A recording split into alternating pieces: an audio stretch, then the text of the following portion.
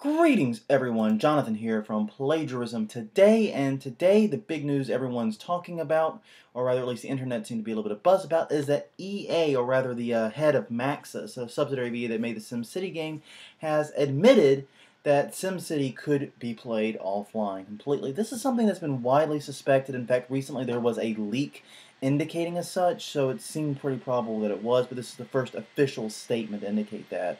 Now, according to the Maxis chief, basically the reason they're not going to make it available for offline play is it doesn't jive with the vision they had of the game. And I don't necessarily think they're lying about that. That's strange. A lot of people are trying to pitch it as, oh, they're just scumbags. They just want to control piracy. This is all about preventing piracy. Rebel, rebel, rebel. And I understand why they think that, because usually when you hear the words DRM, digital rights management, people think piracy. It's understandable. It's kind of in the name, and it's kind of what it's historically been used for. But there's been a trend lately.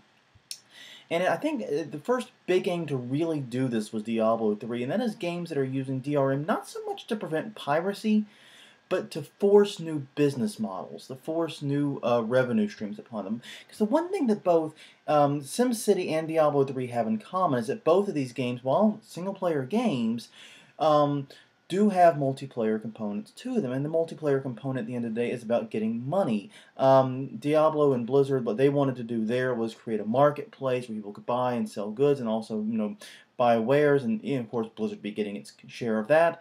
And what EA's wanting to do is sell microtransactions for all the other stuff you might want to buy, whether it's bigger cities, marinas, new peoples. I have no idea what's in the game, actually. I should probably have said that I have not actually played SimCity before doing this video. But the point is this, I'm sure they're not upset that always on DRM makes it harder to pirate, but I think with the reason they went whole hog and are so determined to keep these systems online, even though they're actually, preventing people from playing the game, causing all kinds of negative reviews and a PR nightmare, I think the reason they're so determined is because they see this as the business model for the game, not necessarily the initial purchase, but all the aftermarket stuff. And you think with EA, it's actually worked in the past. Look at The Sims, for example. Yes, you can buy the core Sims game relatively cheap, but then there's every freaking add-on imaginable. I think someone once said that if you wanted to buy every single Sims add-on, you'd end up spending something like $400 for the game. And that's kind of the way gaming is going. It's not necessarily just the initial purchase, it's all the purchases that come after.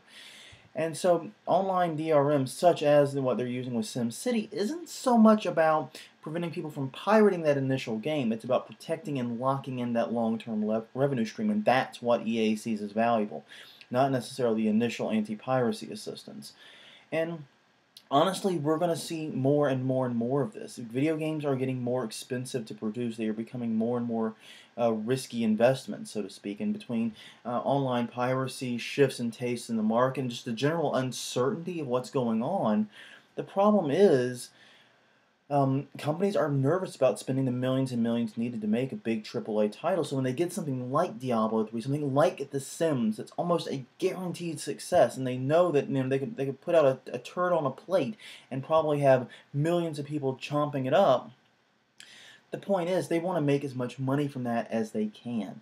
And that's where the source of the ongoing revenue is going to be. That's what's going to fund other games and what's going to be the company's profit at the end of the day. So it's only natural they're going to turn and try to squeeze every dime they can out of it. Unfortunately, though, it seems to be coming to the detriment of the player these days. So just something to think about with the future of gaming. Don't really have too much else I want to say on it. So until tomorrow, this is Jonathan Bailey, signing off.